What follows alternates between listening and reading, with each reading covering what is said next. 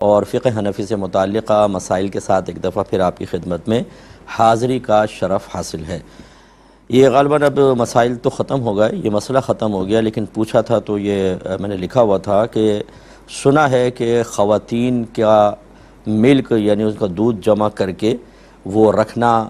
کوئی ایسا بینک بنایا گیا ہے تاکہ نومولود بچوں کو پلایا جا سکے، تو اس کا کیا حکم شرع ہوگا؟ دیکھیں، یہ شرعاً صحیح نہیں ہوگا۔ اس کی وجہ یہ ہے کہ اس کا ریکارڈ رکھنا ایک تو بہت مشکل ہے، اور اگر ریکارڈ رکھ بھی لیا جائے، جیسے کوئی عورت دے، اس کا پورا نام، اس کا ایڈریس وغیرہ سب کچھ لے لیا جائے، لیکن اس کے باوجود جو ہمارے ہاں خیانتوں کے معاملات آپ دیکھتے ہیں، جو بے توجہی اور کام چوری کے معاملات نظر آتے ہیں، اس کے پیش نظر اس کی بالکل اجازت نہیں دینی چاہیے، کیونکہ کسی بھی بچے کو دودھ پلا دیا جائے گا، اور وہ بچہ اگر 2.5 سال کی مدت کے اندر اندر کسی عورت کا دودھ پیے گا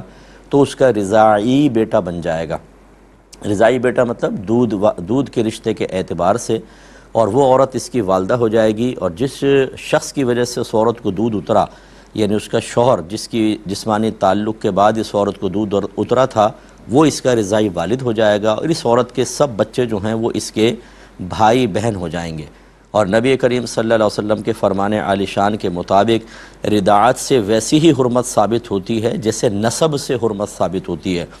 تو جیسے اپنے سگے بھائی بہنوں سے رشتہ جائز نہیں ہوتا، اسی طریقے سے رضاعی بچے کا اپنے ان بھائی بہنوں سے رشتہ جائز نہیں ہوگا۔ اور جب پتہ ہی نہیں چلے گا کہ کس عورت کا دودھ ہے تو یہ پاسبل ہے، اور جب بکثرت پلائیں گے، جب اس کی باقاعدہ بالفرض قانوناً اجازت ہو جائے تو پھر تو بہت زیادہ ہوگا، اور یہ پاسبل ہے کہ آگے چل کے بھائی بہنوں کے رشتے ہونے لگ جائیں۔ تو شریعت ایسی چیزوں کو بالکل ناپسند کرتی ہے، یہ خلاف شرع طریقہ ہے، اس کا ختم ہونا ہی بہتر تھا۔ ایک بھائی کہتے ہیں، یہ سعودیہ سے انہوں نے میسج بھیجا تھا کہ میں ایک بس ڈرائیور ہوں، میری ایک بس ڈرائیور نے میری گاڑی کو ٹکر مار دی تھی،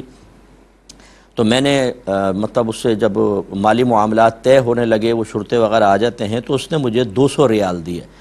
میں نے چھوڑ دیا، لیکن جب میں نے گاڑی کو ٹھیک کرایا تو میرے 300 ریال لگ گئے۔ تو کیا اب یہ جو 100 ریال میں نے زائد دیے، اس کو اپنی زکوٰۃ میں شمار کر سکتا ہوں یا نہیں؟ دیکھیں، نہیں کر سکتے۔ اس کی وجہ یہ ہے کہ زکوٰۃ اس وقت زکوٰۃ شمار ہوتی ہے کہ جب اس کی ایک یہ والی شرط بھی پوری ہو کہ آپ نے زکوٰۃ کی نیت سے دیا ہو، یا زکوٰۃ کی نیت سے نہیں دیا مال، لیکن ابھی فقیر کے ہاتھ میں ہے، تب آپ زکوٰۃ کی نیت کر لیں، یا آپ نے کوئی زیڈ اکاؤنٹ بنایا ہوا ہے، جسے زکوٰۃ اکاؤنٹ بنایا ہوتا ہے، لوگ اس میں پیسہ علیحدہ کر کے رکھ دیتے ہیں، پھر جیسے جیسے لوگ آتے رہتے ہیں وہ اس میں سے نکال کر دیتے رہتے ہیں، تو کم از کم زیڈ اکاؤنٹ میں رکھتے ہوئے زکوٰۃ کی نیت کی ہو، اب چاہے دیتے ہوئے نیت حاضر نہ رہے تو یہ زکوٰۃ شمار ہوگی۔ ایسا نہیں ہو سکتا کہ آپ نے سابقہ زندگی میں کوئی نفلی صدقہ کیا تھا، یا ویسے ہی آپ کا پیسہ خرچ ہو گیا اور آپ نیت کر لیں کہ میں زکوٰۃ ادا کرتا ہوں۔ اس طریقے سے تو سابقہ زندگی میں آدمی جتنا خرچ کیا اسی کو زکوٰۃ میں منہا کرتا رہے، اور یہ مزاج شرع اور حکم شرع کے بالکل خلاف ہے۔ لہٰذا اگر آپ کا 100 ریال زیادہ لگ گیا، صبر کیجئے، کوئی بات نہیں، اللہ تعالیٰ اس کو بہترین اجر آپ کو عطا فرمائے گا، اور یہ نقصان انشاءاللہ آپ کا اللہ تعالیٰ کی طرف سے پورا ہو جائے گا۔ لیکن اگر آپ کو اس طرح کی غلط معاملات کریں گے تو پھر اس میں آپ کے لیے بلکہ بے برکتی اور نقصان کا اندیشہ ہے۔ یہ کہتے ہیں کہ غریب آدمی ہے، اس کا بجلی کا بل بہت ہی زیادہ آ گیا ہے، اس کو بل ادا کرنا بے حد مشکل ہو گیا ہے، تو کیا وہ بجلی چوری کر سکتا ہے کہ نہیں؟ بڑی بات ہے صاحب، ایسے کویسچن پوچھتے ہیں۔ دیکھیں، واقعی ماحول تو بہت عجیب و غریب ہے، جو آپ بھی جانتے ہیں، تو میں کیا اس پر تنقید کروں، اور واقعی لوگ بیچارے اتنی تنخواہ بعض اوقات نہیں ہے جتنے بل آ رہے ہیں، یہ آدھی سے زیادہ تنخواہ تو بلوں کے اندر جاری ہے، تو کیا کرے گا آدمی؟ لیکن شرعی طور پر ایسا نہیں کر سکتے کہ آپ بجلی چوری کر لیں۔ اچھا، بجلی چوری خالی آپ کے الیکٹرک کی نہیں کر رہے، میں کراچی کے اعتبار سے کہہ رہا ہوں کہ آپ کے الیکٹرک کی بجلی چوری نہیں کر رہے۔ آپ ایک دفعہ جب بجلی استعمال کر لیتے ہیں ناجائز طریقے سے، تو وہ لوگ بھی سمجھدار ہیں، وہ جتنا آپ نے یونٹ زیادہ چلائے ہوتے ہیں وہ دیکھتے ہیں، انہوں نے پی ایم ٹی پہ اپنے میٹر وغیرہ لگائے ہوتے ہیں، وہ دیکھتے ہیں پورے علاقے میں جو بجلی گئی ہے وہ اتنے یونٹس گئی ہے اور پیسہ اتنا آیا، اس کا مطلب ہے کہ اتنے یونٹس زیادہ جلائے گئے۔ اب وہ کون ہے وہ تو پکڑا نہیں جاتا بعض اوقات، تو وہ زائد یونٹس کو تقسیم کر دیتے ہیں پورے علاقے والوں پر، یعنی آپ کا میرا بجلی کا بل 200 روپے زیادہ آئے گا، 300 زیادہ آ گیا، 400، تو اس کا مطلب ہے کہ وہ غریب حقیقتاً کہ الیکٹرک کی بجلی چوری نہیں کر رہا بلکہ ہماری جیبوں پر ڈاکے ڈال رہا ہے، اور یہ غلط ہوتا ہے۔ اس لیے اس کی شرعی طور پہ تو اجازت نہیں ہوگی۔ باقی اگر کسی نے ایسا کیا اور وہ میدان محشر میں پہنچا اور اللہ اس کو معاف فرما دے تو بہرحال اللہ کی مرضی ہے، ہم اس پہ کوئی حکم بھی نہیں لگا سکتے، لیکن شرعی طور پہ تو ایسا کرنا ناجائز ہے، گناہ ہے، اور ایسا شخص حقوق العباد کو تلف کرنے میں شمار کیا جائے گا، اور میدان محشر میں اس کا حساب و کتاب دینا ہوگا۔ ہم دعا کرتے ہیں کہ اللہ تعالی ہمارے ملک کے حالات کو بہترین کر دے، اور ہمارے ہاں بھی نعمتوں کی فراوانی ہو عافیت کے ساتھ، اور ہم اللہ تبارک و تعالیٰ کے حقیقی شکر گزار بندے بنیں۔ یہ کہتے ہیں کہ چلیں آگے ہم کوشچن لے لیتے ہیں جو پھر کچھ میں نے اور بھی لکھے ہوئے ہیں۔ یہ کہتے ہیں کہ اجتماعی قربانی ہو رہی تھی، تو جب ہم حصہ ڈالا ہم نے اس میں، تو انہوں نے ہمیں جانور معین کر کے نہیں بتایا، بس کہا کہ ٹھیک ہے تمہاری قربانی ہو جائے گی، اور بہت سارے جانور کھڑے ہوئے تھے، تو کیا اس طرح ہماری قربانی ہو جائے گی یا نہیں ہوگی؟ دیکھیں ہو جائے گی۔ جانور معین کرنا اور بوقت ذبح جتنے حصے دار ہیں ان کے نام ذکر کرنا یہ کوئی ضروری نہیں ہوتا۔ ہاں یہ ضرور ہے کہ حصے اتنے ہی ہوں جتنے جانور ہیں، مثلا 10 جانور ہیں تو 70 حصے ہی لے سکتے ہیں آپ، کہ ایک میں 7 حصے ہیں تو 70 حصے ہوں گے، اس سے زیادہ نہیں ہو سکتے۔ لیکن جانور معین کرنا کوئی لازم نہیں ہے، جیسے آپ نے کہا جو انہوں نے حصہ ملایا 7 اس جانور میں، 7 اس میں، اب کون کون ہیں یہ آپ نے نام ذکر نہیں کیا تو کوئی مسئلہ نہیں ہے، قربانی صحیح ہو جائے گی، کیونکہ یقیناً اللہ تبارک و تعالیٰ سب کے نام جانتا ہے، اور وہ جانتا ہے کہ کس کس نے اس میں حصہ ملایا اور کتنے جانور ہیں، اس لیے معین کر دیں لوگوں کے قلبی اطمینان کے لیے تو بہت ہی اچھی بات ہے، لیکن نہیں کیا تب بھی قربانی ہو جائے گی۔ یہ کہتے ہیں کہ میرے گھر کے باہر کوئی 2 عدد کچے انڈے رکھ جاتا ہے، 2 دفعہ ہو چکا ہے، پہلے ایک دفعہ ہوا میں نے پھینک دیے، دوبارہ انڈے رکھ کے چلا گیا کوئی، تو یہ کیا ہے مفتی صاحب ذرا مجھے بتائیں، میں بہت پریشان ہوں۔ تو یہ انڈے ونڈوں کی کوئی فکر نہ کریں، یہ حدیث بس ذہن کے اندر رکھیں کہ میرے آقا صلی اللہ علیہ وسلم نے حضرت ابن عباس رضی اللہ تعالی عنہما سے فرمایا، اے ابن عباس اگر یہ ساری دنیا تجھے نقصان پہنچانے پہ جمع ہو جائے اتنا ہی نقصان پہنچا سکتی ہے جتنا اللہ نے تیری قسمت میں لکھا ہے، اور اگر یہ سارے تجھے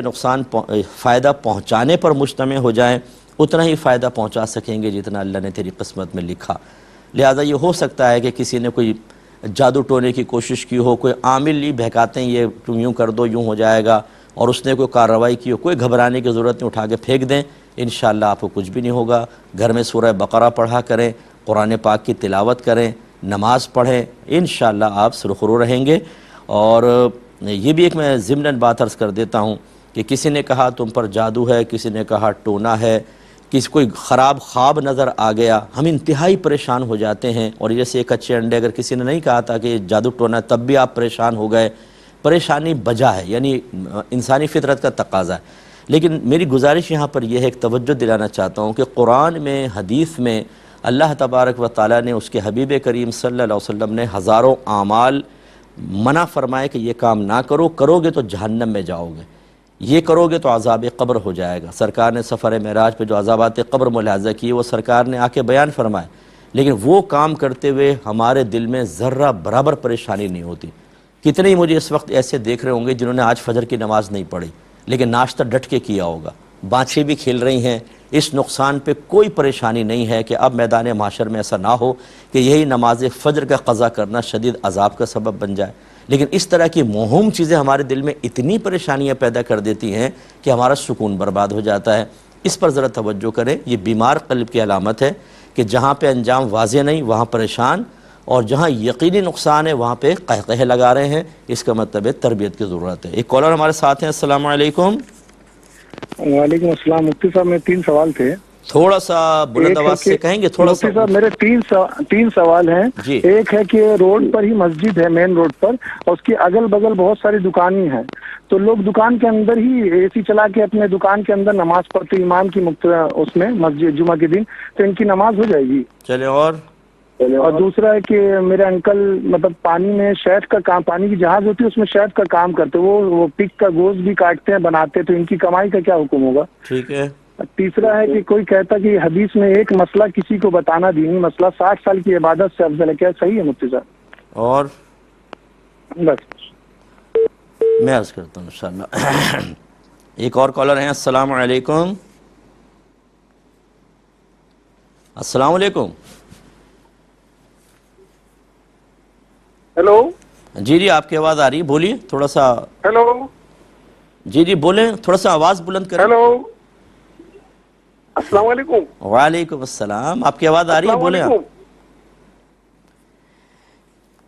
یہ ایک انہوں نے جو کویسچن کیا کہ بعض اوقات جیسے جمعے کی نماز ہوتی ہے اور یہ پڑوسی ملک سے کویسچن انہوں نے کیا ہے، بعض مقامات ایسے ہیں کہ روڈ پہ نماز پڑھنے کو منع کر دیا جاتا ہے، اور بعض جگہ ایسے ہیں کہ پڑھ رہے ہیں لوگ روڈ پر بھی، تو یہ کہتے ہیں کہ کچھ دکانوں کے اندر ہی کھڑے ہو گئے تاکہ اے سی کے اندر نماز پڑھنے کا موقع ملے، تو کیا حکم شرع ہے؟ دیکھیں اگر صفوف متصل ہیں کہ مثلا یہ سب بنتی ہوئی آئی، حتیٰ کہ یہ فٹ پاتھ اور دکان، فٹ پاتھ پہ بھی لوگ کھڑے ہوئے ہیں اور دکان میں بھی صف متصل ہو گئی، تو پھر کوئی حرج نہیں ہے، وہ اندر کھڑے ہو کر بھی نماز پڑھ سکتے ہیں۔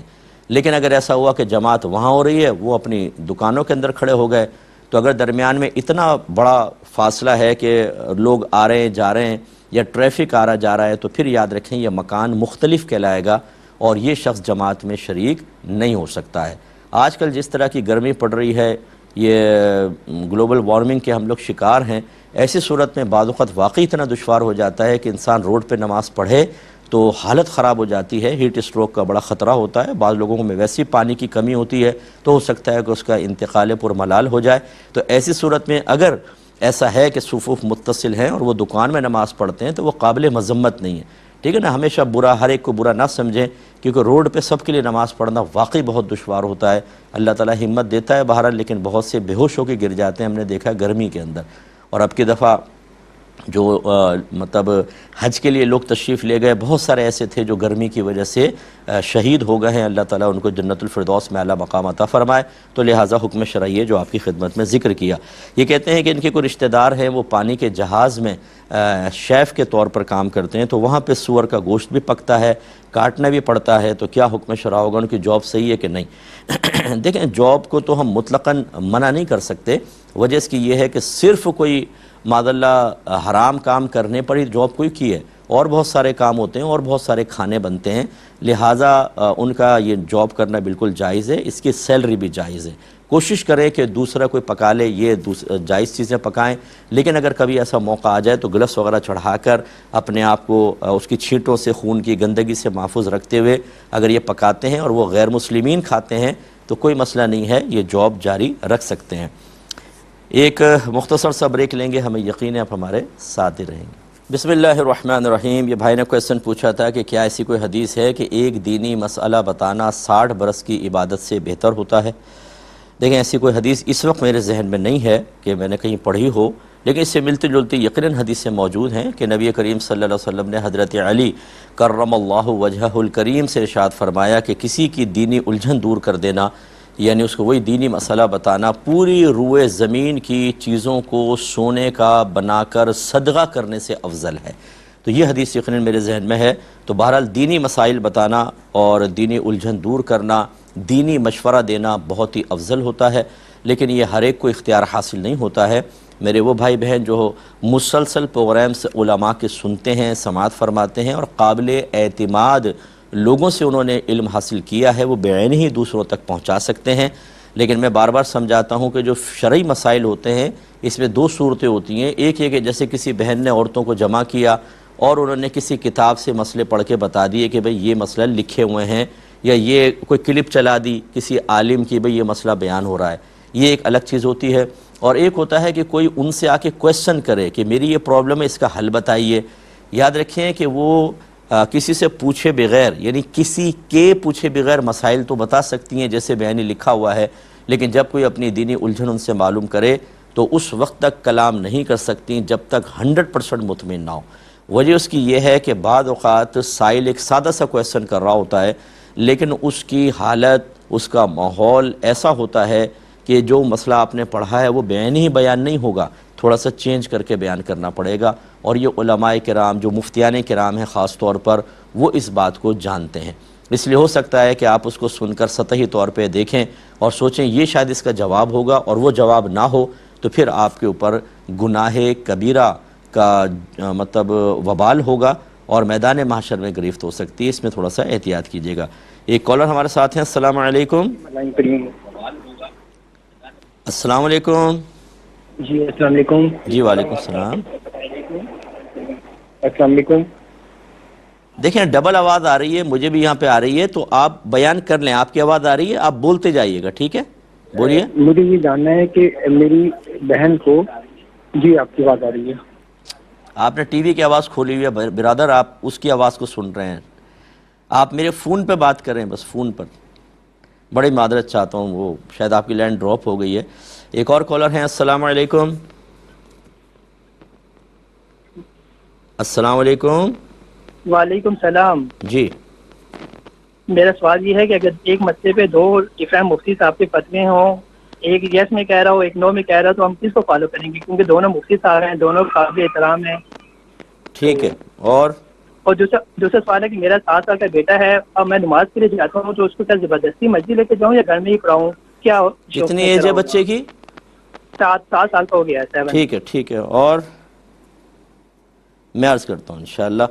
ایک یہ آفر کال آ گئی تھی بیچ میں، بھائی نے کہا کہ بعض لوگ یہ بتاتے ہیں کہ جی آپ پر جادو ٹونا ہے، تو کیا حکم شرع ہوگا؟ اگر وہ بھائی مجھے ابھی بھی سن رہے ہیں اور دیگر لوگ بھی، تو میری آپ سے گزارش ہے کہ جو کل کا ہمارا پروگرام تھا اس کا سیکنڈ لاسٹ جو کویسچن جو میں جواب دے رہا ہوں وہ ذرا سن لیجئے گا، تو انشاءاللہ کافی آپ کو اطمینان ہوگا۔ دوسری بات یہ ہے کہ جو میں کسی کے اگر اگینسٹ کوئی بات کرتا ہوں تو ان لوگوں کے کرتا ہوں کہ جو غلط قسم کے لوگ ہوتے ہیں اور لوگوں سے ناجائز فائدہ اٹھا رہے ہیں۔ بہت سے ایسے حضرات ہوتے ہیں کہ جو تعویذات وغیرہ دیتے ہیں، وظائف دیتے ہیں، انہیں بھی عاملین سے تعبیر کرتے ہیں، اور وہ مطلب یہ نہیں کہتے کہ تم پہ فلاں نے جادو کرا دیا، فلاں نے، وہ کہتے ہیں کہ بھی ایسا محسوس ہو رہا ہے، ٹھیک ہے آپ یہ پڑھیں اللہ تعالیٰ، اور وہ نماز کی ترغیب بھی دیتے ہیں، اور وہ یقینی طور پہ کبھی کوئی بات نہیں کہیں گے کہ 100% شیورٹی کے ساتھ ایسا، یعنی لہجے میں کوئی ایسا استحکام نہیں ہوگا، کوئی غیبی خبر سی دیتے نظر نہیں آئیں گے۔ تو ایسے لوگوں کے پاس آپ بالکل جا سکتے ہیں۔ یہ میں نے اس لیے اور اس کے ضمن میں ایک وضاحت کر دی کہ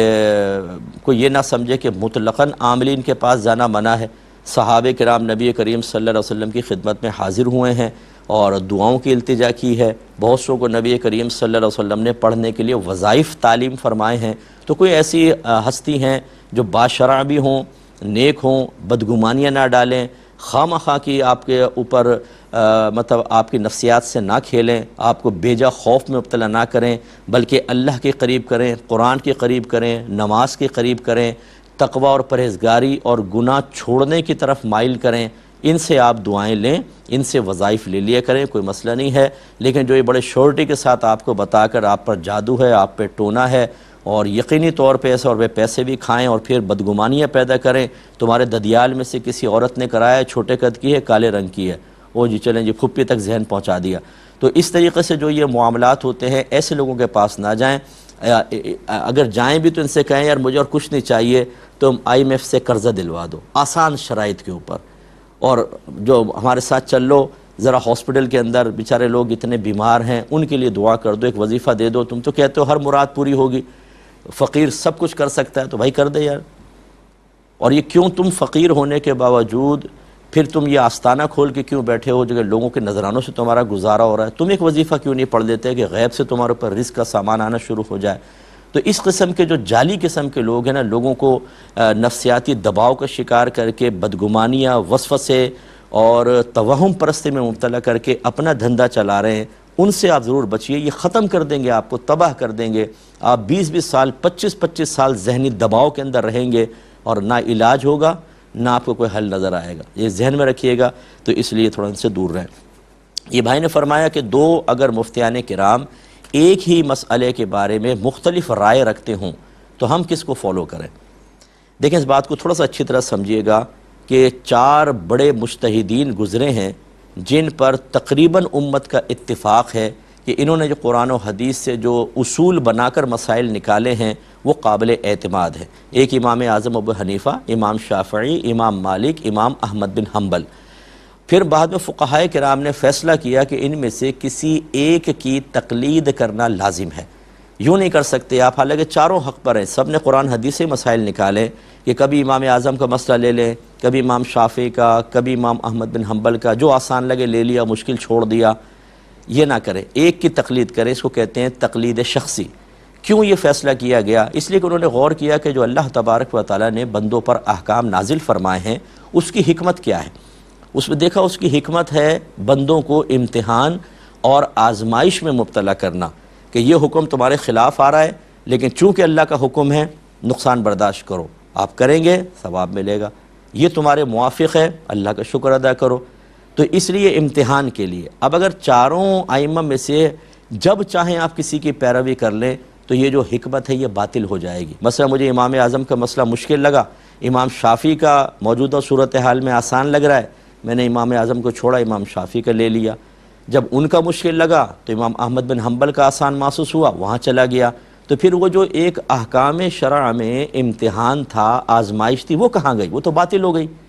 یہ تو ہے تقلید کا مسئلہ۔ اسی کی روشنی میں آپ دیکھیں، اگر آج کل کے دور میں کوئی حنفی ہیں دو مفتی، اگرچہ ہم ان کے مقلدین تو نہیں ہوتے، لیکن اگر آپ جب مرضی آئے ادھر چلے گئے، جب مرضی آئے ادھر چلے گئے، جب مرضی آئے دونوں کو چھوڑ کے تیسرے کے پاس چلے گئے، تو وہی یہاں پر بھی حکمت شرع کا ابطال لازم آ رہا ہے، اس کو باطل کرنا، اس کو فاسد کرنا، اس سے روح گردانی کرنا۔ اس لیے ہماری نصیحت اور وصیت یہ ہوگی، اس دور میں بھی کوئی ایک مفتی صاحب جو واقعی مفتی ہوں، اور میں مشورہ دوں گا اگر ان میں مجتہدانہ صلاحیتیں ہوں، اجتہاد کی صلاحیت ہو تو بہت بیسٹ ہے، کیونکہ جدید مسائل پہ غور و تفکر کر کے جواب دینا ہوتا ہے، ہر ایک اس کے حل کی صلاحیت نہیں رکھتا۔ ایسے ہی بعض اوقات ایک پچھلے زمانے کا مسئلہ جو فقہاء نے عوام میں عام کیا، جس کو مفتہ بہی قول کہتے ہیں، وہ تغیر زمانہ کے اعتبار سے اب ناقابل عمل ہو جاتا ہے، اور اس زمانے میں جو ناقابل عمل تصور کیا گیا یا مرجوح قول کہہ لیں یا غیر مفتہ بہی قول، وہ آج کے دور میں مفتہ بہی ہو جاتا ہے۔ تو ایسی صلاحیت کے حامل مفتیان کرام بھی ہونا ضروری ہیں، جو پبلک کو بتائیں کہ پہلے مسئلہ یہ تھا لیکن اب حالات زمانہ کے اعتبار سے یہ ہو گیا۔ تو اس لیے پھر ایک مفتی صاحب کی آپ پیروی کریں، پہلے مطمئن ہو جائیں، پھر وہ آپ کے موافق ہو چاہے آپ کے خلاف، انہی کے پیچھے آپ چلیے انشاءاللہ عز و جل۔ پھر یہ کہ جو اللہ تبارک و تعالیٰ نے احکام شرع میں ایک حکمت رکھی ہے، آزمائش، امتحان، آپ کے سامنے امتحان آزمائش آئے گی، اس پہ پورا اتریں گے، آپ کو درجے ملیں گے۔ اگرچہ یہ میں حرام نہیں کہہ رہا ہوں کہ اگر آپ نے ایک دفعہ ایک مفتی صاحب کا مسئلہ لے لیا، دوسری دفعہ دوسری مفتی صاحب کا، لیکن ہیں دونوں حنفی تو چل جائے گا، لیکن بہرحال اس طریقے سے راہ فرار اختیار کرنا اصل میں اللہ تعالیٰ کے احکام سے بھاگنا کہلاتا ہے، اور یہ مناسب نہیں ہوتا۔ ایک مزید کالر ہمارے ساتھ ہیں، السلام علیکم۔ شاید لائن ڈراپ ہو گئی ہے۔ بھائی نے فرمایا کہ میرا 7 سال کا بچہ ہے، میں اسے مسجد میں ساتھ لے کے جاؤں یا گھر پر ہی اس کو نماز پڑھنے میں سختی کروں؟ جو ہے نا کہ 7 برس کا ہو جائے تو نماز پڑھنے کا حکم دو، 10 برس کا ہو جائے تو مار کر نماز پڑھاؤ، تو مسجد میں لے جاؤں یا گھر پر؟ دیکھیں ایک بات کو سمجھیے، نبی کریم صلی اللہ علیہ وسلم نے ارشاد فرمایا کہ مسجد کو پاگلوں، بچوں اور بلند آوازوں سے بچاؤ۔ بچوں کے بارے میں تفصیل یہ فقہاء نے بیان فرمائی کہ اتنے چھوٹے بچے کو مسجد میں لے جانا جو پیشاب وغیرہ کا بھی نہ بتا سکے اور وہیں پیشاب کر دے، آلودہ کر دے، اس کو لے جانا حرام ہوتا ہے۔ اور اتنا بڑا بچہ جو پیشاب وغیرہ کو تو بتا سکے لیکن اگر اس کو مسجد میں ادب سے بٹھائیں تو نہ بیٹھے، کبھی یہاں بھاگ رہا ہے، کبھی وہاں بھاگ رہا ہے، کبھی حاجی صاحب کے پیروں کے درمیان سے نکل گیا، تو ایسے بچے کو لے جانا مکروہ تحریمی ہے، یعنی حرام کے نزدیک گناہ ہے، کیونکہ یہ آداب اور احترام مسجد کے خلاف ہے۔ اور اتنا بڑا بچہ کہ جو پیشاب وغیرہ کا بھی بتا سکے اور ادب سکھائیں تو ادب بھی سیکھ لے، اس کو لے جانا مستحب ہوتا ہے تاکہ یہ مسجد میں جائے، وہاں کا ماحول دیکھے، ادب احترام سیکھے۔ تو آپ کا جو 7 سال کا بچہ ہے ماشاءاللہ یہ اچھی عمر کا بچہ ہے، اس کو اپنے ساتھ لے کے جائیں، لیکن سمجھا دیں کہ بیٹا کیسے مسجد میں جانا ہوتا ہے، داخل کیسے ہوتے ہیں، صفوف میں کیسے گزرتے ہیں، نمازی کے آگے سے نکلنا ہے نہیں نکلنا، کیسے ادب سے بیٹھتے ہیں، نماز کے دوران کیسے کسی اور نمازی کو ڈسٹرب کیے بغیر نماز ادا کرتے ہیں، تاکہ وہ ادب سیکھے۔ تو ان کو آپ لے جایا کریں، بہت اچھا ہے، لیکن واجب نہیں ہے لے جانا، لے جائیں گے مستحب ہے۔ گھر پہ اگر نماز پڑھتا ہے تو گھر پہ، اور اگر آپ آسانی سے لے جا سکتے ہیں تو بالکل اس کو مسجد میں لے جائیں اور عادی بنائیں۔ میں گزارش کرتا ہوں، اور بہت سارے لوگ میری اس بات کی تائید کریں گے کہ جب بچے چھوٹے ہوتے ہیں نا، بھائی ابھی تو چھوٹا ہے بعد میں دیکھ لیں گے، اور جب وہ بڑا ہوتا ہے تو پھر وہ آپ کو دیکھنے کے لیے تیار نہیں ہوتا، آپ کی بات سننے کے لیے تیار نہیں ہوتا، پھر وہ بچے ہاتھ سے نکل جاتے ہیں۔ اور اس میں بہت ساری ہماری بہنوں کا دخل ہوتا ہے کہ اگر شوہر فجر میں بچے کو اٹھانے لگے، بھائی سونے دو نا، چھوٹا ہے ابھی، رات کو بہت دیر سے سویا تھا، عادتیں خود بگاڑ دیتی ہیں۔ جب وہ بالغ ہو جاتا ہے اور پھر آپ کہتے ہیں بیٹا نماز پڑھو، کہتے ہیں میں نہیں پڑھ رہا، وہ عادت پختہ ہو جاتی ہے، پھر معصوم بن کے بیٹھ جاتے ہیں، بھئی سنتا نہیں ہے ہماری، تو آپ نے پہلے کیا کیا تھا؟ نبی کریم نے ایسے تو نہیں فرمایا کہ بچہ 7 برس کا ہو جائے تو نماز کا حکم دو اور 10 برس کا ہو جائے تو مار کے نماز پڑھاؤ۔ یہ حکمت رسول تھی، کہ ابھی تو وہ بالغ بھی نہیں ہوا، ابھی سے اس کو عادی بناؤ تو بلوغت کے بعد وہ بالکل دین پر استحکام حاصل کرے گا۔ لیکن ہم خود رعایتیں دے دے کے اپنے بچوں کو دین سے، عبادات سے راہ فرار کے راستے دکھاتے ہیں، اس کے بعد چاہتے ہیں کہ بالغ ہونے کے بعد وہ فرشتے کی طرح ہو جائیں، اشارہ کریں اور فوراً ہماری بات مان جائے، پھر بچے عادی نہیں بنتے۔ اس پہ ماں باپ پر بھی وبال ہوگا اور آخرت میں حساب و کتاب دینا ہوگا۔ ایک کالر ہمارے ساتھ ہیں، السلام علیکم۔ وعلیکم السلام ورحمۃ جی اللہ وبرکاتہ۔ جی حضور بولیے۔ سوال یہ تھا کہ ایک قبرستان 50-60 سال پرانا کرسچنوں کا تھا، اس وقت وہ میت وہاں اپنی دفناتے تھے، لیکن اب وہ لوگ وہاں نہیں دفناتے، ان کے قبرستان کا نام و نشان مٹ گیا، 2 قبریں یا 1 قبر باقی رہ گئی ہے، برابر میں مسلمانوں کا قبرستان ہے۔ اب وہ مسلمان یہ چاہ رہے ہیں کیا ان کی جگہ کے اوپر رجسٹرڈ نہیں تھا ان کا، اب وہ مسلمان یہ چاہ رہے ہیں کہ کیا ہم لوگ اس جگہ کے اوپر اپنی میتوں کو دفن کر سکتے ہیں؟ ٹھیک ہے، اور میں انشاءاللہ عرض کرتا ہوں ایک مختصر سا بریک لیں گے، ہمیں یقین ہے آپ ہمارے ساتھ ہی رہیں۔ بسم اللہ الرحمن الرحیم۔ یہ بھائی نے کویسچن کیا کہ کوئی غیر مسلمین کا قبرستان تھا جو بالکل غیر آباد ہو گیا ہے، وہاں سے شاید وہ لوگ چلے گئے ہوں گے اور کوئی مزید مردے وغیرہ نہیں دفنائے جاتے ہیں، باقی قبریں مسمار ہو چکی ہیں، 2 باقی ہیں، تو قریب ساتھ ہی مسلمانوں کا قبرستان ہے، تو کیا اب یہاں مسلمان مردوں کو دفن کرنا شرعاً جائز ہے کہ نہیں؟ جی بالکل آپ کر سکتے ہیں، کیونکہ اب وہ غیر آباد ہو چکا ہے اور ہے بھی 50-60 سال پرانا جیسے آپ نے بتایا، تو وہ تو اندر ہڈیاں بھی ختم ہو گئی ہوں گی، تو اگر مسلمانوں کے قبرستان میں جگہ کی تنگی ہے تو اس کو اب مسلمانوں کے قبرستان میں شامل کر لیں اور آپ بالکل قبر کھودیں، اگر اس میں فرض کر لیں کوئی ہڈی وغیرہ نکل آتی ہے تو آپ دوسری جگہ ڈال سکتے ہیں، اور یہاں مسلمان مردوں کو دفنانا شرعاً بالکل جائز ہے، کیونکہ اب وہ غیر مسلمین کے قبرستان کی طرف منسوب نہیں ہوگا، نہ وہاں پہ ایسا ہے، اگر ایسا ہوتا نا کہ غیر مسلم بھی دفنائے جا رہے ہیں، پھر آپ پوچھتے کہ کیا مسلمان کو دفنا دے، تو ہم بالکل منع کرتے، اب وہ سلسلہ منقطع ہو چکا ہے، تو اب آپ اس کو شامل کر کے اور اس زمین کو استعمال کر سکتے ہیں۔ یہ فقہاء نے واضح طور پہ لکھا ہے کہ یہ تو غیر مسلمین کا قبرستان ہے، اگر مسلمانوں کا قبرستان ہو اور جگہ بالکل تنگ ہو گئی ہو، تو اگر کوئی پرانی قبور ہیں تو ان کو کھود کر کے جس میں ہڈیاں وغیرہ بھی ختم ہو گئی ہوں یا تھوڑی بہت ہڈیاں ہیں تو کہیں اور دفن کر کے اس میں مردہ دفن کیا جا سکتا ہے۔ یہ ایک مجبوری کی صورت ہوتی ہے، ورنہ ایک قبر میں ایک ہی مردہ ہوگا اور اس کو شق نہیں کیا جائے گا، کھولا نہیں جائے گا قبر کو، لیکن جب اس طرح کی صورتحال ہو کہ جگہیں ختم ہو گئی ہیں قبرستانوں کے اندر، تو پھر ایسا ہو سکتا ہے کہ آپ ایک ہی قبر کے اندر دوسرے مردے کو بھی دفن کر دیں، بشرطے کہ ساتھ پرانے والی ہڈیاں گل سڑ گئی ہوں، تو بہرحال آپ اس زمین کو یوز کر سکتے ہیں، اور جو 2 قبور باقی ہیں ان کے ساتھ بھی آپ ایسی معاملہ کر لیں کہ اس میں جو ہڈیاں وغیرہ ہیں کہیں اور دفنا دیں، اور ان پوری زمین کو ایک دفعہ بلڈوز وغیرہ کر کے دیکھ لیں پہلے سب سے، اور پھر اس کو قبرستان میں شامل کیا جا سکتا ہے۔ یہ کہتے ہیں کہ عید کی نماز امام صاحب پڑھا رہے تھے، جب تکبیر لگائی تو ہاتھ اٹھانا بھول گئے، تو کیا حکم شرع ہوگا، کہ نماز ہو گئی کہ نہیں؟ دیکھیں ہو گئی، کیونکہ تکبیر لگانا لازم ہوتا ہے اور ہاتھ اٹھانا سنت ہوتا ہے، یہ ترک سنت لازم آیا، فضیلت تو کم ہوئی، لیکن بہرحال نماز ہو گئی تو اس میں کوئی مسئلہ نہیں ہے۔ آئندہ احتیاط کریں امام صاحب، اور ایسے کچھ ہو جائے اگر امام صاحب بعد میں مطلع ہوں تو رفع بدگمانی کے لیے، رفع مانے اٹھا دینا، ختم کر دینا، دور کر دینا، رفع بدگمانی کے لیے پبلک میں واضح کر دیں کہ بھئی میں ہاتھ اٹھانا بھول گیا تھا، نماز آپ کی بالکل ہو گئی، اس میں کوئی مسئلہ نہیں ہے۔ ایک بھائی نے پوچھا ہے کہ میں ڈسپینسر ہوں، ہمارے ہر طرح کے لوگ آتے ہیں، خواتین بھی آتی ہیں، تو خواتین کو ٹیکے لگانا، ٹانکے وغیرہ لگانا، پٹیاں وغیرہ ان کی چینج کرنا، تو کیا یہ میرے حق میں جائز ہے یا نہیں؟ دیکھیں اگر کوئی فیمیل وہاں پر میسر نہیں ہے، ہونا تو یہ چاہیے کہ ہر کلینک کے اندر ایک میل ڈسپینسر ہو، ایک فیمیل ہوں، بہت اچھا ہے، لیکن اگر نہیں ہے کیونکہ ہر ایک افورڈ نہیں کر سکتا اور ہر جگہ میسر بھی نہیں ہوتی بچیاں، تو پھر ایسی صورت میں آپ اپنے باطن کی حفاظت کے ساتھ بالکل ایسا کر سکتے ہیں۔ جیسے ڈاکٹرز ہوتے ہیں، فقہاء نے واضح طور پہ لکھا کہ اگر میل ڈاکٹر ہے، مرد ہے، تو وہ خواتین کو چیک کر سکتا ہے، بشرطے کہ وہاں اور کوئی فیمیل ڈاکٹر نہ ہو تو بالکل وہ کر سکتا ہے، اور اس میں یہ تک لکھا ہے کہ اگر اس کی نیت کوئی بری نیت سے کرے گا، ٹچ کرنا دیگر، تو وہ گناہگار ہوگا، لیکن اگر ایسا نہیں ہے، غیر ارادی طور پر اس کا دل مائل ہو جاتا ہے یا کوئی خیال آ جاتا ہے، تو اللہ تبارک و تعالیٰ اس کو معاف فرمائے گا۔ احتیاطی کرنی چاہیے، یعنی دل میں کوئی برا خیال آئے تو فوراً لاحول پڑھیں، استغفار پڑھتے رہیں، جب اس طرح کے کوئی آپ معاملہ کریں خواتین کے ساتھ تو استغفار کریں، ذکر الہی کرتے رہیں تاکہ توجہ اللہ کی طرف رہے، یا اگر یہ جملہ بولتے رہیں اللہ مجھے دیکھ رہا ہے، اللہ مجھے دیکھ رہا ہے، اللہ مجھے دیکھ رہا ہے، تو انشاءاللہ امید ہے کہ شیطان اس موقع پر بہکا نہیں سکے گا۔ ایک کسی نے پوچھا ہے کہ کیا بیڈ پر بیٹھ کر کھانا کھانا شرعاً جائز ہے؟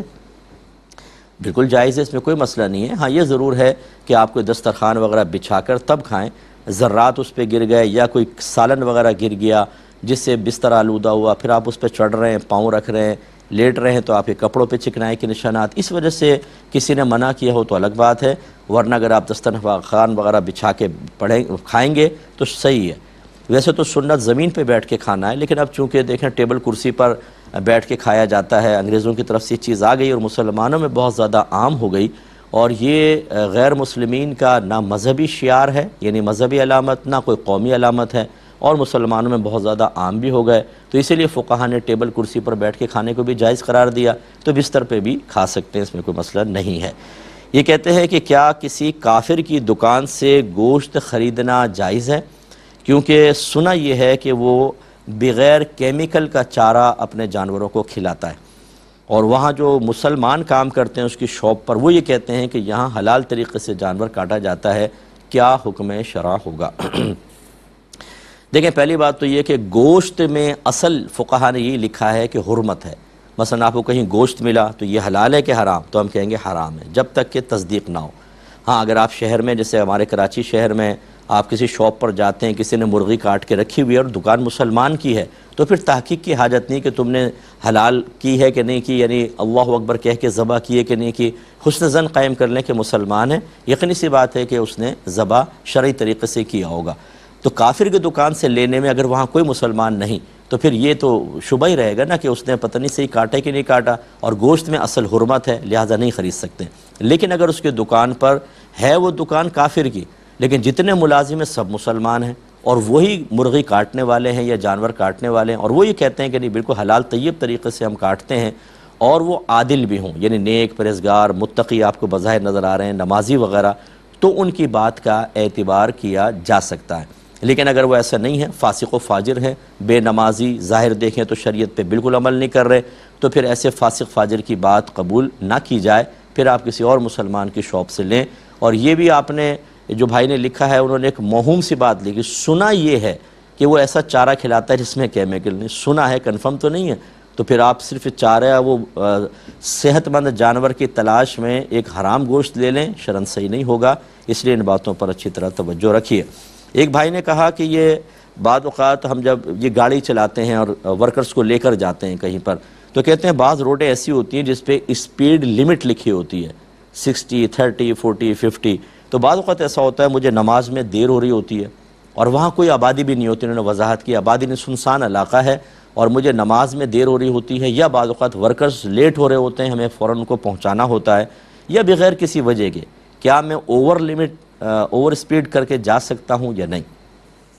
دیکھیں اگر کوئی وجہ نہیں ہے تو پھر تو آپ کو لمٹ کا خیال رکھنا چاہیے، کیونکہ جہاں پہ اس طرح کے سائن بورڈ ہے وہاں ضرور کوئی نہ کوئی خطرہ ہوتا ہے۔ ہم بعض اوقات سمجھتے ہیں کہ بالکل آبادی نہیں ہے، لیکن اچانک کوئی گاڑی آ جاتی ہے، اور جبکہ بالکل ہم بے پرواہ ہو جائیں کہ اب تو یہاں تو کوئی ہوتا ہی نہیں ہے، کبھی کبھار ایسا ہوتا ہے کہ اچانک کوئی گاڑی آتی ہے اور ہمیں بالکل دھیان نہیں ہوتا اور ٹکراؤ ہو جاتا ہے، تو اس کی تو اجازت نہیں ہوگی۔ ہاں اگر آپ کو نماز میں تاخیر ہو رہی ہے یا ورکرز لیٹ ہو رہے ہیں، ایسی صورت میں اچھی طریقے سے ہر طرف دیکھ کر تھوڑا بہت اوور آپ ہو جائیں، اوور اسپیڈ ہو جائیں، اسی گنجائش نکلے گی، لیکن اتنا نہیں کہ گاڑی بے قابو ہو جائے کہ بہت ہی تیز چلائے اور چلے پتہ چلا کہ کہیں پہ بھی آپ گرا گئے۔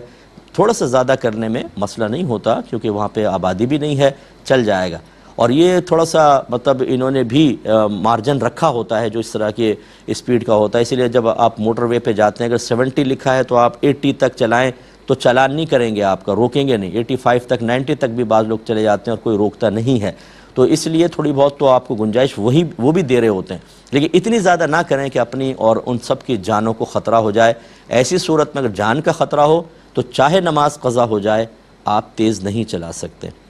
ٹھیک ہے نا۔ کوشش تو یہ کریں کہ ایسی جاب لے کے نماز قضا نہ ہو، لیکن اگر کبھی کبھار ایسا ہو جاتا ہے تو پھر آپ نماز چھوڑ سکتے ہیں، اللہ کی بارگاہ میں توبہ کریں، بعد میں نماز پڑھیں، یعنی جب کہ آپ کو ورکرز کو لے کے جانا ہو، ڈیوٹی پوری کرنی ہے، مشکل ہے، تو پھر ایسی صورت میں اللہ کی بارگاہ میں توبہ کر لیں۔ عادت اس کو بھی نہ بنائیں کہ کبھی آپ میرے اس قول سے فائدہ اٹھاتے ہوئے کہ جب صاحب نے کہا تھا نماز قضا کر لو، کبھی کبھار جب لیٹ ہو جاتے ہیں تو ایسی صورت میں آپ نماز چھوڑ کر یہ کریں، لیکن اوور لمٹ نہ کریں، اوور اسپیڈ نہ ہو، ورنہ خدا نہ خواستہ جانوں کا خطرہ ہو سکتا ہے۔ یہ کہتے ہیں کہ عورتوں کو گھر میں جب وہ فرض نماز ادا کر رہی ہوں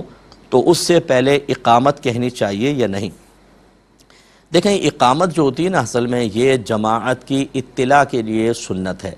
کہ لوگ جب جمع ہو جاتے ہیں تو اقامت پڑھی جاتی ہے تو جو پیچھے بیٹھے ہوتے ہیں وہ سمجھ جاتے ہیں کہ اب جماعت کھڑی ہو رہی ہے، اور یہ سنت موقدہ ہے، بلکہ یہ اذان سے زیادہ اس کی سنت میں تاکید آئی ہے، اس کی تاکید زیادہ ہے، لیکن یہ جماعت کے لیے ہے، مردوں کے لیے ہے، بہنوں کے لیے نہیں۔ ہاں اگر کوئی بہن اکیلی بھی نماز پڑھ رہی ہے گھر میں اور وہ کہتی ہیں چلو میں اقامت کہہ دیتی ہوں تو بہرحال منع بھی نہیں ہے، بلند آواز سے نہ کہیں، اتنا کہ اپنے کان سنیں، تو ان کو یہ تمام کلمات حسنہ کے ذکر کرنے کا انشاءاللہ ثواب ملے گا، اگرچہ ان کے لیے سنت نہیں ہے۔ یہ کہتے ہیں کہ اگر کسی کے گھٹنے میں شدید درد ہے جس کی بنا پر وہ سجدہ نہیں کر سکتا ہے، کرسی پہ بیٹھ کے نماز پڑھتا ہے، تو کیا وہ ایسا کر سکتا ہے کہ باقی قرات وغیرہ بیٹھ کے کر لے، جب رکوع کرنے لگے کھڑا ہو کے تھوڑا جھکے اور سجدے میں تھوڑا سا زیادہ جھک جائے، کیا یہ صحیح طریقہ ہے؟ دیکھیں ہم نے بارہا اس کا جواب دیا کہ اصول یہ ہوتا ہے کہ اگر آپ سجدے پر قدرت نہیں رکھتے تو آپ سے قیام بھی ساقط ہو جاتا ہے، معاف ہو جاتا ہے، لہذا جب آپ سجدہ نہیں کر سکتے تو پوری نماز آپ بیٹھ کے پڑھ سکتے ہیں، اور بیٹھ کے ہی آپ ہلکا سا جھکیں، رکوع کے لیے کم اور سجدے کے لیے زیادہ جھکیں، آپ کی نماز ہو جائے گی۔ یہ کھڑے ہونے کا تکلف نہ کریں، اگر کرنا چاہے کوئی تو منع بھی نہیں ہے، جیسے مثال کے طور پر گھٹنوں میں درد ہے، سجدہ تو نہیں کر سکتا تو وہ تکبیر کھڑے ہو کے لگاتا ہے اور قرات پوری کھڑے ہو کے کر لیتا ہے، پھر بیٹھ کے رکوع اور سجود کرتا ہے، یعنی کرسی پہ بیٹھ کے اشارے سے چل جائے گا۔ لیکن اگر وہ کھڑا نہ ہو، بالکل بیٹھ کے ہی پوری نماز پڑھے تو اس کے لیے صحیح ہے، کیونکہ جب تک سجدے پہ قادر نہیں ہے قیام بھی ساقط ہے۔ ایک ہی بھائی نے پوچھا کہ کیا نماز میں سجدے میں قرآن پڑھنا جائز ہے یا نہیں؟ نہیں، فقہا نے واضح طور پہ لکھا ہے کہ قیام کے علاوہ کسی بھی رکن میں قرآن کو قرآن کی نیت سے پڑھنا یہ جائز نہیں ہوتا، اور سجدہ سہو اس سے لازم ہو جائے گا، تو لہذا نہیں پڑھ سکتے ہیں۔ ہاں جیسے وہ قائد اخیرہ میں دعائیں پڑھتے ہیں وہ قرآنی دعائیں ہوتی ہیں، لیکن وہ قرآن کی نیت سے نہیں پڑھ رہے ہوتے، دعا کی نیت سے، وہ جائز ہیں۔ تو اب چونکہ ہمارے پروگرام کے وقت تقریباً ختم ہو رہا ہے، پہلے بھی گزارش کی تھی، دوبارہ گزارش کرتے ہیں کہ ہمارا پروگرام ضرور دیکھیں، دوسروں کو ترغیب دیں، اچھی معلومات